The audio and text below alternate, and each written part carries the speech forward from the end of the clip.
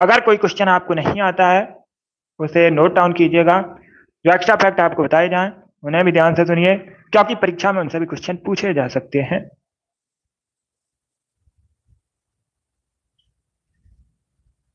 चलिए शुरू करते हैं आज की क्लास। इसका आंसर करिएगा क्वेश्चन नंबर फर्स्ट के लिए। भारतीय संविधान की कौन सी भाषा 8वीं अनुसूची में शामिल नहीं है? 4 ऑप्शन दिए गए हैं, इसमें आपको बताना है कौन सी भाषा संविधान की 8वीं अनुसूची में नहीं है। इसका राइट आंसर क्या होगा दोस्तों? इनमें से बताइएगा, निम्न में से नहीं है शामिल, तो डी करेक्ट आंसर होगा भोजपुरी। या तो ऑप्शन नंबर डी इसका राइट आंसर है। आप लोग याद रखिएगा, भारतीय संविधान की जो 8वीं अनुसूची है उसमें 22 भाषाओं को मान्यता दी गई है। कितनी भाषाओं को मान्यता दी गई है? 22 भाषाओं को मान्यता दी गई है। इसमें भोजपुरी शामिल नहीं है। यस नहीं पूछा है, तो डी करेक्ट आंसर होगा। बाकी आप लोग याद रखिए, उर्दू, नेपाली, कोंकणी ये सभी शामिल हैं। ऑप्शन नंबर डी इसका राइट आंसर होगा। बहुत अच्छे, तो इसे आप लोग याद रखिएगा, डी करेक्ट आंसर है इसका। चलिए आगे बढ़ते हैं। इसका आंसर करिए क्वेश्चन नंबर 2 के लिए। विश्व में सबसे अधिक अंगूर का उत्पादन कहां पर होता है? अच्छा क्वेश्चन है, सभी जल्दी से बताइएगा। विश्व में सबसे अधिक अंगूर का उत्पादन कहां पर होता है? इटली, फ्रांस, भारत या फिर चाइना? सभी इसका आंसर करिएगा।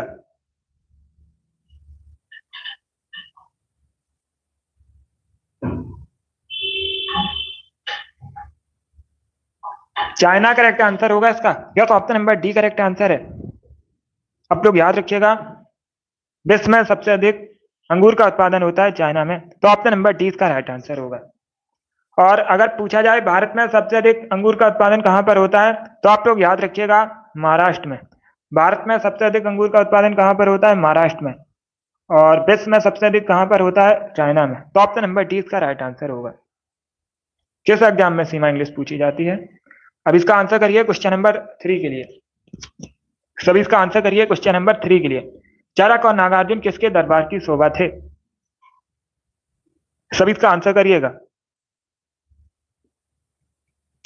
चरक नागार्जुन किसके दरबार की शोभा थे?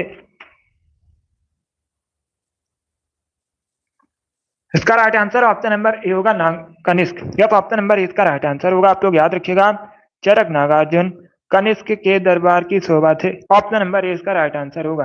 किसके दरबार में थे? कनिष्क के दरबार में थे। और मैंने आपको कई बार बताया भी है, कनिष्क कुषाण वंश के शासक थे। तो क्वेश्चन नंबर 3 का ऑप्शन नंबर ए इसका राइट आंसर होगा। अब इसका आंसर करिए क्वेश्चन नंबर 4 के लिए। सब इसका आंसर करिएगा क्वेश्चन नंबर 4 के लिए। निम्न में से कौन सा जहरीला सांप नहीं है? 4 ऑप्शन दिए गए हैं, आपको बताना है इसमें कौन जहरीला सांप नहीं है। ऑप्शन को पढ़ लीजिएगा, उसके बाद ही आंसर करिएगा। कोबरा, वाइपर, कोरल स्नेक या फिर अजगर। इस प्रकार से ऑप्शन हैं। उसका right answer option number D होगा, अजगर। Yes option number D correct answer होगा। आप लोग याद रखिए, अजगर जहरीला सांप नहीं है। डी करेक्ट आंसर होगा इसका। अब इसका आंसर करिए क्वेश्चन नंबर 5 के लिए। आपको बताना है गुलामों का गुलाम किसे कहा जाता है? इतिहास से संबंधित क्वेश्चन है, अच्छा क्वेश्चन है। सभी जल्दी से आंसर करिए। बताइए गुलामों का गुलाम किसे कहते हैं? सभी इसका आंसर करिएगा। बहुत अच्छे, गुड। बलबन करेक्ट आंसर नहीं होगा। पहले क्वेश्चन को समझिएगा। गुलामों का गुलाम किसे कहा जाता है? इल्तुतमिश को कहते हैं। क्या करेक्ट आंसर होगा? Option number D correct answer होगा इसका।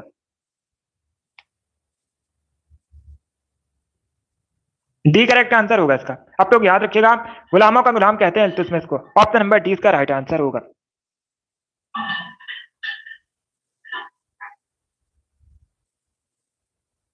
यस सीमा, तो डी करेक्ट आंसर होगा। आप सभी लोग ध्यान से सुनिएगा। इल्तुतमिश किसका गुलाम था? कुतुबुद्दीन ऐबक का गुलाम था। इल्तुतमिश किसका गुलाम था? कुतुबुद्दीन ऐबक का गुलाम था।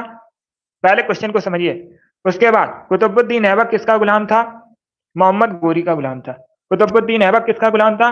मोहम्मद गोरी का गुलाम था। अब प्रश्न में क्या पूछा गया था? गुलामों का गुलाम किसे कहते हैं? तो डी करेक्ट आंसर होगा, इल्तुतमिश को कहा जाता है। अगर पूछा जाता मोहम्मद घोरी का गुलाम कौन था? तो आप लोग याद रखिएगा कुतुबुद्दीन ऐबक मोहम्मद घोरी का गुलाम था और कुतुबुद्दीन ऐबक का गुलाम था इल्तुतमिश। इसीलिए डी करेक्ट आंसर होगा इसका। पहले क्वेश्चन को समझिएगा। यस, डी करेक्ट आंसर होगा इसका। इल्तुतमिश करेक्ट आंसर है। इसका आंसर करिए क्वेश्चन नंबर 6 के लिए। आपको बताना है ध्यानचंद ट्रॉफी किस खेल से संबंधित है। सभी इसका आंसर करिएगा। क्या पूछा गया जो ध्यानचंद ट्रॉफी है किस खेल से संबंधित है? तो हॉकी करेक्ट आंसर होगा। Option number A correct answer होगा। क्रिकेट से संबंधित कैसे होगी? मेजर ध्यानचंद हॉकी के हॉकी के खिलाड़ी थे। किससे संबंधित थे? हॉकी से संबंधित थे। तो ट्रॉफी भी हॉकी से संबंधित होगी। ए करेक्ट आंसर होगा क्वेश्चन नंबर 6 का। अब इसका आंसर करिए क्वेश्चन नंबर 7 के लिए। वर्तमान में आपको टेस्ला कंपनी के सीईओ बताने हैं। तो सभी इसका आंसर करिए क्वेश्चन नंबर 7 के लिए। करंट का क्वेश्चन है, वर्तमान में बताइएगा टेस्ला कंपनी के सीईओ कौन है। तो इसका right answer option number C होगा, Elon Musk. C correct answer होगा इसका। एलन मस्क वर्तमान में टेस्ला कंपनी के सीईओ हैं। तो option number C correct answer होगा। बाकी अगर हम ऑप्शन की बात करें, मार्क जुकरबर्ग ने फेसबुक की स्थापना की थी। वर्तमान में फेसबुक को मेटा के नाम से जाना जाता है। सुंदर पिचाई वर्तमान में गूगल के सीईओ हैं और सत्या नडेला वर्तमान में माइक्रोसॉफ्ट के सीईओ हैं। इंपॉर्टेंट है परीक्षा की दृष्टि से। अब इसका आंसर करिए क्वेश्चन नंबर 8 के लिए। रात नाच आपको बताना है कहाँ का लोक नृत्य है। सब इसका आंसर करिए, बताइए इसका राइट आंसर क्या होगा। इसका right answer option number D होगा, छत्तीसगढ़। या तो option number D correct answer होगा। आप लोग याद रखिएगा छत्तीसगढ़ से संबंधित है, छत्तीसगढ़ का लोक नृत्य है रात नाच। तो ऑप्शन नंबर डी इसका राइट आंसर होगा। अब इसका आंसर करिए क्वेश्चन नंबर 9 के लिए। बताइए चंफाई किस राज्य का जिला है? चंफाई कहाँ पर है? सभी जल्दी से आंसर करिए क्वेश्चन नंबर 9 के लिए। बताइए चंफाई कहाँ पर है? Right answer option number A होगा, मिजोरम का एक जिला है, एक डिस्ट्रिक्ट है मिजोरम की। तो ऑप्शन नंबर ए इसका राइट आंसर होगा। अब इसका आंसर करिए क्वेश्चन नंबर 10 के लिए। झूलन गोस्वामी किस खेल से संबंधित है? क्या पूछा गया जो झूलन गोस्वामी है ये किस खेल से संबंधित है? Right answer option number A होगा, क्रिकेट। महिला क्रिकेटर हैं झूलन गोस्वामी। ऑप्शन नंबर ए इसका राइट आंसर है। अब इसका आंसर करिए क्वेश्चन नंबर 11 के लिए। कौन सी काल्पनिक रेखा 0 डिग्री अक्षांश पर स्थित है? तो सभी इसका आंसर करिएगा। ऑप्शंस को पढ़ लीजिए, उसके बाद ही आंसर करिए। जल्दबाजी में आपको आंसर नहीं देना है। क्या पूछा गया, कौन सी काल्पनिक रेखा 0 डिग्री अक्षांश पर स्थित है? इसका right answer option number B होगा, भूमध्य रेखा। यस, बी करेक्ट आंसर होगा। जो भूमध्य रेखा है पृथ्वी को 2 बराबर भागों में बांटती है, पृथ्वी के बीचों बीच से निकली है, 0 डिग्री अक्षांश पर स्थित है। इसे इक्वेटर भी कहा जाता है और ये काल्पनिक रेखा है। तो बी करेक्ट आंसर होगा इसका, भूमध्य रेखा करेक्ट आंसर होगा। अब इसका आंसर करिए क्वेश्चन नंबर 12 के लिए। जवाहरलाल नेहरू विश्वविद्यालय आपको बताना है कहां पर है। जेएनयू कहां पर है? Right answer option number C होगा, दिल्ली में।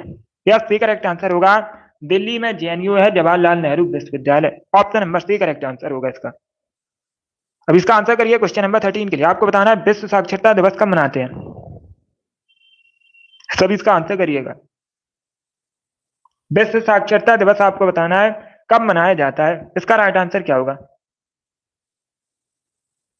इस बार एसएससी जीडी की जो कट ऑफ है कम जा सकती है, क्योंकि बहुत से राज्यों में पुलिस की वैकेंसीज आई हैं। उत्तर प्रदेश में भी आई थी, इसके साथ ही आरपीएफ में भी वैकेंसी आई हुई है, एनटीपीसी की भी वैकेंसी आई हुई है। इसलिए एसएससी जीडी की कट ऑफ इस बार कम जा सकती है। तो फॉर्म सभी लोग अप्लाई जरूर कीजिएगा, अभी समय भी है, परीक्षा में अच्छे से तैयारी कीजिए।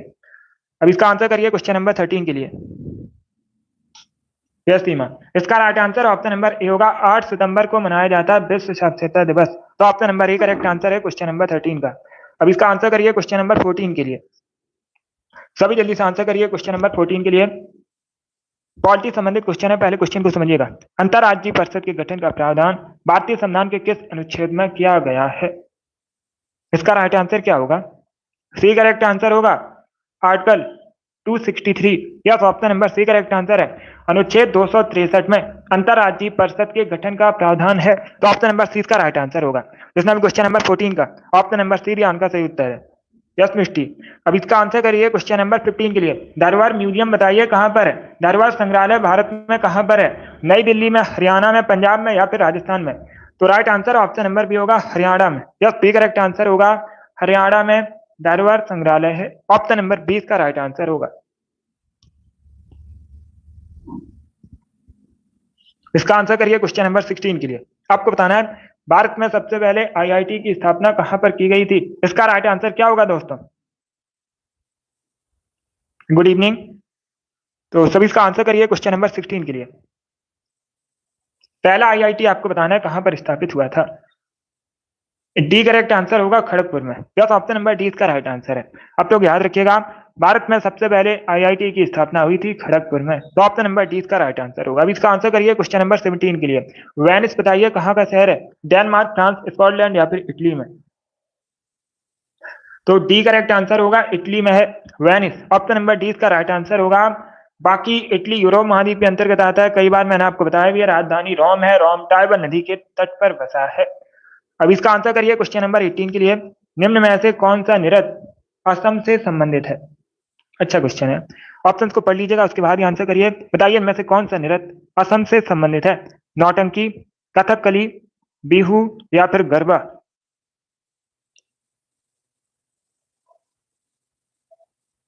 नौटंकी कहाँ संबंधित है? कई बार मैंने आपको बताया जो नौटंकी है उत्तर प्रदेश से संबंधित है। कहाँ संबंधित है? उत्तर प्रदेश से संबंधित है। कथकली केरला संबंधित है। गरबा पंजाब से संबंधित है। तो राइट आंसर क्या होगा? बिहू, सॉरी गरबा जो है ये गुजरात से संबंधित है। गरबा कहाँ संबंधित है? गुजरात से संबंधित है। इसका right answer option number C होगा Bihu. Yes, option number C correct answer है। बिहू असम से संबंधित है। सी करेक्ट आंसर होगा। बिहू बिहार से संबंधित नहीं है, असम से संबंधित है। इसमें आपको कंफ्यूज नहीं होना है। जो बिहू है असम से संबंधित है। इंपॉर्टेंट है, परीक्षा में पूछा भी जाता है बिहू कहाँ से संबंधित है। असम से संबंधित है। यस, गरबा जो है गुजरात से संबंधित है। याद रखिएगा गरबा ये गुजरात से संबंधित है। अब इसका आंसर करिए क्वेश्चन नंबर 19 के लिए। सभी जल्दी से आंसर करिए क्वेश्चन नंबर 19 के लिए। मिताक्षरा के लेखक आपको बताने हैं। हिंदू विधि पर एक पुस्तक मिताक्षरा किसने लिखी है। क्या करेक्ट आंसर होगा क्वेश्चन नंबर 19 का? तो सभी इसका आंसर करिएगा। इसका right answer option number C होगा विज्ञानेश्वर। यह तो option number C correct answer होगा।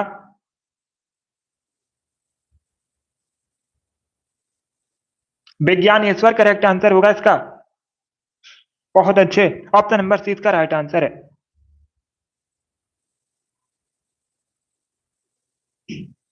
सी करेक्ट आंसर होगा इसका। विज्ञानेश्वर करेक्ट आंसर है। अब इसका आंसर करिए क्वेश्चन नंबर 20 के लिए। आपको बताना है शुंग वंश के पश्चात भारत पर किसने शासन किया था। इसका राइट आंसर क्या होगा?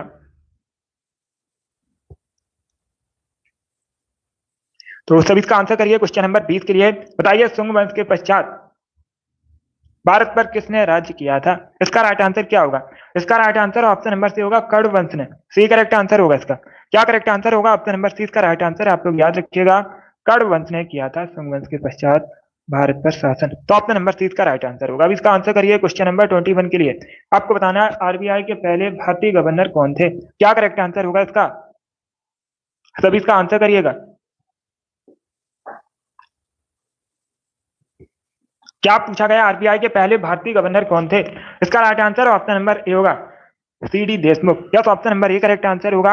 आप लोग याद रखिएगा सी डी देशमुख आरबीआई के पहले भारतीय गवर्नर थे। तो ऑप्शन नंबर इसका राइट आंसर है। इसका आंसर करिए क्वेश्चन नंबर 22 के लिए। बताइए मटकी किस राज्य का लोकप्रिय नृत्य है। इसका राइट आंसर क्या होगा? सभी इसका आंसर करिएगा। बहुत अच्छे,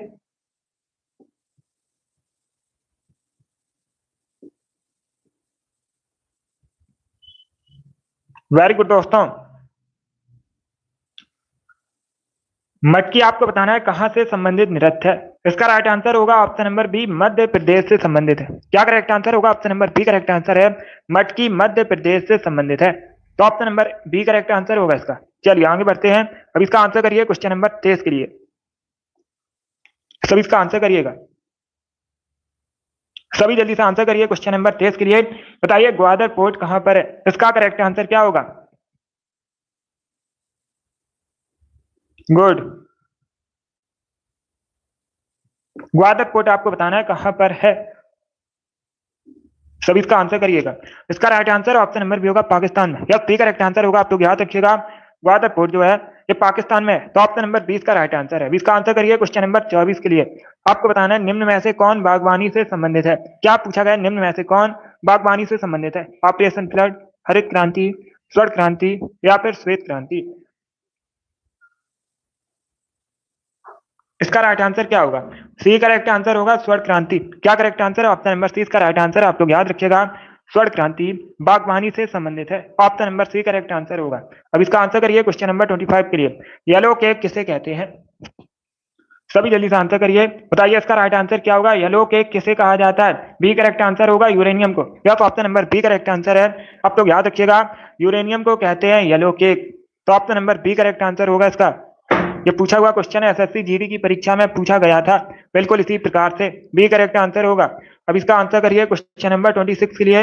हॉर्नबिल त्योहार बताइए मुख्यतः कहाँ मनाया जाता है? ये भी एसएससी जीडी की परीक्षा में पूछा हुआ क्वेश्चन है, प्रीवियस ईयर क्वेश्चन है। इसका right answer option number B होगा, नागालैंड से संबंधित है।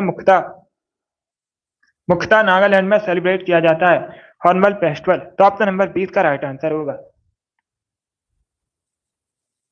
अब इसका आंसर करिए क्वेश्चन नंबर 27 के लिए।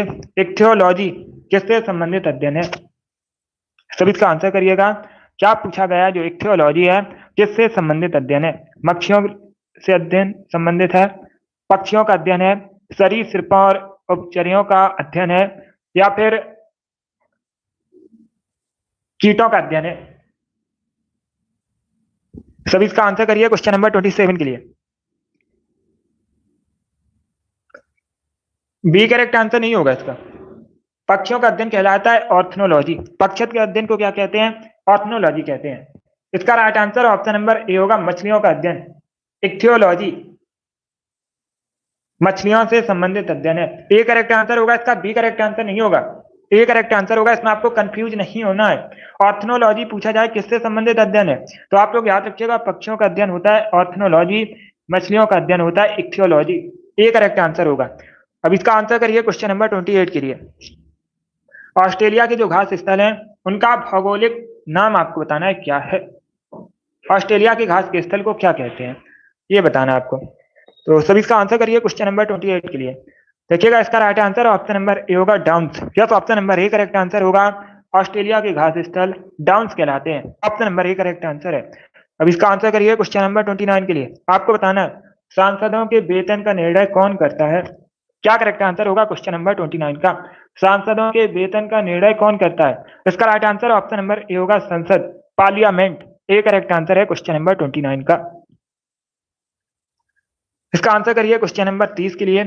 आपको बताना है निम्न में से कौन सा सांस्कृतिक पर्यटन स्थल बेतवा नदी के तट पर बसा है? इसमें से बताइएगा कौन बेतवा नदी के किनारे बसा है? ओरछा, उज्जैन, दतिया या फिर आगरा? आपको बताना है बेतवा नदी के किनारे कौन बसा है। क्या करेक्ट आंसर होगा क्वेश्चन नंबर 30 का? ए करेक्ट आंसर होगा ओरछा। या तो option number A correct answer है। ओरछा जो है बेतवा नदी के तट पर बसा, ए करेक्ट आंसर होगा। Good evening. अब इसका आंसर करिए क्वेश्चन नंबर 31 के लिए। आपको बताना है भारत के प्रथम व्यक्ति कौन होते हैं? एसएससी एमटीएस की जो परीक्षा है 29 सितंबर से शुरू है। इसी 29 सितंबर से 14 अक्टूबर तक चलेगी। जिनका भी एग्जाम है अच्छे से पढ़ाई कीजिएगा। अब इसका आंसर करिए क्वेश्चन नंबर 31 के लिए। जी के इसी लेवल के क्वेश्चन पूछे जाएंगे परीक्षा में, इसी से हो जाएगी जी के। अब इसका आंसर करिए क्वेश्चन नंबर 31 के लिए। Right answer option number A होगा, राष्ट्रपति। क्या करेक्ट आंसर होगा? ऑप्शन नंबर ए इसका राइट आंसर। आप लोग याद रखिएगा, भारत का प्रथम व्यक्ति होता है राष्ट्रपति। इसका आंसर करिए क्वेश्चन नंबर 32 के लिए। कोरे कागज पुस्तक के लेखक कौन है? कोरे कागज पुस्तक लिखी है अमिताभ प्रीतम ने। Option number B correct answer होगा। अब इसका आंसर करिए क्वेश्चन नंबर 33 के लिए। निम्न में से कौन सा शहर डैन्यूब नदी के किनारे नहीं बसा है? तो सभी इसका आंसर करिए क्वेश्चन नंबर 33 के लिए। 4 ऑप्शन दिए गए हैं, पूछा गया है निम्न में से कौन सा शहर डैन्यूब नदी के किनारे नहीं बसा है? तो राइट आंसर क्या होगा? सी करेक्ट आंसर होगा, रोम। मैंने आपको कई बार बताया है, रोम किस नदी के किनारे बसा है? टाइबर नदी के किनारे बसा है, टाइबर नदी के तट पर बसा है।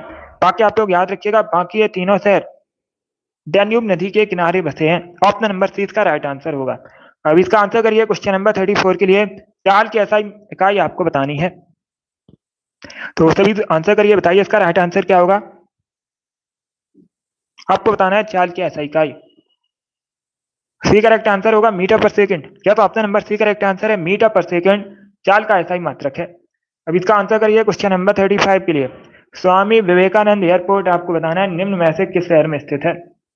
चार ऑप्शन दिए गए हैं, बताइए निम्न में से किस शहर में स्वामी विवेकानंद एयरपोर्ट स्थित है।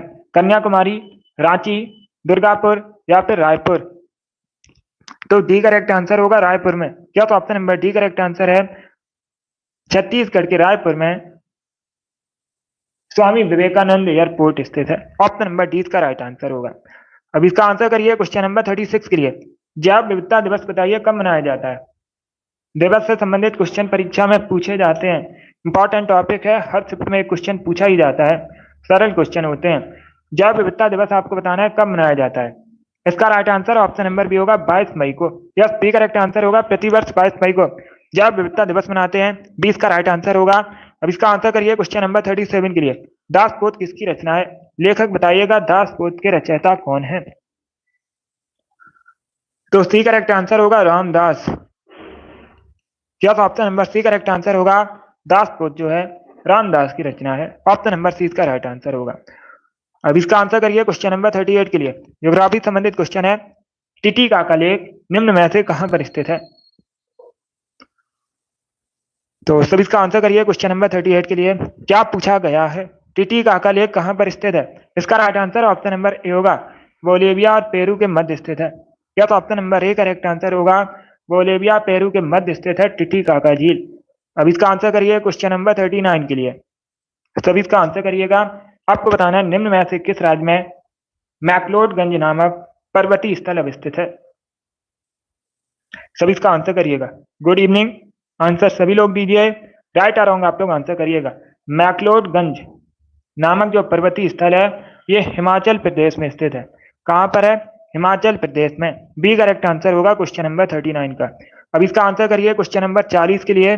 आपको बताना है एएलयू का फुल फॉर्म क्या होता है। सभी जल्दी से आंसर करिएगा। क्या पूछा गया है, एएलयू का फुल फॉर्म क्या होता है। इसका right answer option number C होगा, arithmetic logic unit. C correct answer होगा इसका। क्या तो option number C correct answer है। अब इसका आंसर करिए क्वेश्चन नंबर 41 के लिए। निम्न में से किस पंथ के शासकों को पुराणों में श्री पर्वती कहा गया है। इसका राइट आंसर क्या होगा। पुराणों की संख्या पूछी जाती है, पुराणों की कुल संख्या 18 है। आप लोग याद रखिएगा, पुराणों की संख्या कितनी है, 18 है। बी करेक्ट आंसर होगा, इक्ष्वाकु वंश के शासकों को पुराणों में श्री पर्वती कहा गया है। तो option number B correct answer होगा इसका, इक्ष्वाकु वंश के शासकों को कहा गया है। बी करेक्ट आंसर होगा इसका। क्वेश्चन नंबर 42 के लिए आंसर करिएगा। सैडलर आयोग किससे संबंधित था। सभी इसका आंसर करिए क्वेश्चन नंबर 42 के लिए। इसका right answer option number D होगा, एजुकेशन से संबंधित था, शिक्षा से संबंधित था सैडलर आयोग। ऑप्शन नंबर डी इसका राइट आंसर होगा। अब इसका आंसर करिए क्वेश्चन नंबर 43 के लिए। अमृत बाजार पत्रिका की स्थापना किसने की थी। सभी इसका आंसर करिएगा। अमृत बाजार पत्रिका की जो स्थापना है किसने की थी। डी करेक्ट आंसर होगा, शिशिर कुमार घोष। क्या तो option number D correct answer है। अब इसका आंसर करिए क्वेश्चन नंबर 44 के लिए। द डिवाइन कॉमेडी नामक पुस्तक किसके द्वारा लिखी गई है। एसएससी सीजीएल की परीक्षा में पूछा हुआ क्वेश्चन है, बिल्कुल इसी प्रकार से पूछा गया था, तो सभी इसका आंसर करिएगा। इसका right answer option number C होगा, दांते अलीघिरी। यस, सी करेक्ट आंसर है, दांते अलीघिरी ने द डिवाइन कॉमेडी नामक पुस्तक लिखी है। इसका right answer option number C होगा। अब इसका आंसर करिए क्वेश्चन नंबर 45 के लिए। अ हिंदू व्यू ऑफ लाइफ पुस्तक किसके द्वारा लिखी गई है। अ हिंदू व्यू ऑफ लाइफ पुस्तक के लेखक आपको बताने हैं सुभाष चंद्र बोस, डॉक्टर राजेंद्र प्रसाद, सर्वपल्ली राधाकृष्णन या फिर जवाहरलाल नेहरू। तो सी करेक्ट आंसर होगा, डॉक्टर एस राधाकृष्णन भारत के पहले उपराष्ट्रपति थे। इन्होंने अ हिंदू व्यू ऑफ लाइफ पुस्तक लिखी है। सी करेक्ट आंसर होगा इसका। और दूसरे राष्ट्रपति थे, पहले उपराष्ट्रपति थे और दूसरे राष्ट्रपति थे। 5 सितंबर को प्रतिवर्ष इनकी जयंती पर राष्ट्रीय शिक्षक दिवस मनाया जाता है। इंपॉर्टेंट है, पूछा जाता है। क्वेश्चन नंबर 46 के लिए आंसर करिएगा। एमएसपी का फुल फॉर्म आपको बताना है। What is the full form of MSP. Bharat में कृषि लागत के संदर्भ में एमएसपी क्या है। तो इसका right answer option number D होगा, minimum support price. D correct answer होगा इसका, न्यूनतम समर्थन मूल्य। ऑप्शन नंबर डी इसका राइट आंसर है। अब इसका आंसर करिए क्वेश्चन नंबर 47 के लिए। पाक स्टेट आपको बताना है किन दो देशों के मध्य स्थित है। जो पाक स्टेट है एक जल संधि है, भारत और श्रीलंका के मध्य में है। कहां पर है? भारत श्रीलंका के मध्य है। पाक स्टेट एक जल संधि है।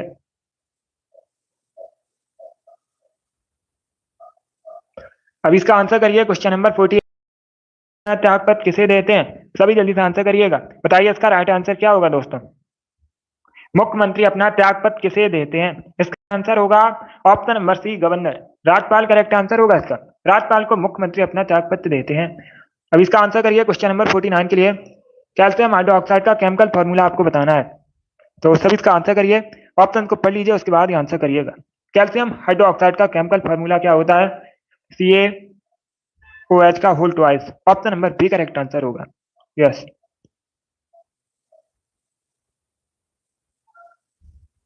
अब इसका आंसर करिए क्वेश्चन नंबर 50 के लिए। झीलों के अध्ययन को क्या कहते हैं? सभी जल्दी से आंसर करिएगा। ऑप्शंस को पढ़ लीजिएगा, उसके बाद ही आंसर करिए। जल्दबाजी में आंसर नहीं देना है आपको। क्या पूछा गया है? झीलों के अध्ययन को क्या कहते हैं? इसका राइट आंसर क्या होगा दोस्तों? राइट आंसर होगा option number C, limnology. Yes, option number C correct answer है। लिम्नोलॉजी कहते हैं झीलों के अध्ययन को। तो option number C correct answer होगा। अब इसका आंसर करिएगा क्वेश्चन नंबर 51 के लिए। गांधी इरविन समझौता आपको बताना कब हुआ था? ये बहुत सी परीक्षा में पूछा हुआ क्वेश्चन है और मैंने आपको बताया भी है। तो सभी इसका आंसर करिए। बताइए इसका राइट आंसर क्या होगा? गांधी इरविन समझौता आपको बताना है कब हुआ था। गांधी इरविन समझौता, इसे दिल्ली पैक्ट के नाम से भी जानते हैं। इंपॉर्टेंट है, याद रखिएगा। दिल्ली पैक्ट के नाम से भी जाना जाता है और ये 1931 में हुआ था, 1931 में हुआ था। बी करेक्ट आंसर होगा इसका। अब इसका आंसर करिए क्वेश्चन नंबर 52 के लिए। बोरीवली राष्ट्रीय उद्यान आपको बताना है कहां पर है। निम्न में से कहां पर है बोरीवली राष्ट्रीय उद्यान? तो मुंबई करेक्ट आंसर होगा इसका। महाराष्ट्र की राजधानी मुंबई में। अगर आज पूछा जाए तो आप लोग याद रखिएगा, महाराष्ट्र में है। महाराष्ट्र में कहां पर है? मुंबई के पास। बी करेक्ट आंसर होगा इसका।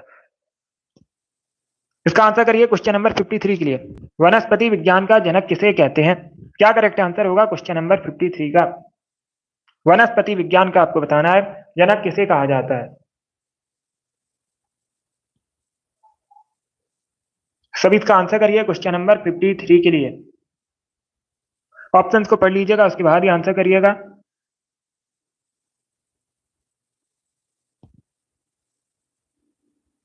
अरस्तु करेक्ट आंसर नहीं होगा। जीव विज्ञान का जनक कहते हैं अरस्तु को। Rinku very good. मिष्टी, अभिषेक, आपके राइट आंसर है। इसका right answer option number D होगा, थियोफ्रेस्टस। डी करेक्ट आंसर होगा इसका। ऑप्शन नंबर डी इसका राइट आंसर है। सीमा अनूप, आपके भी राइट आंसर है। डी करेक्ट आंसर होगा इसका। तो याद रखिएगा, बहुत सी परीक्षाओं में पूछा जा चुका है।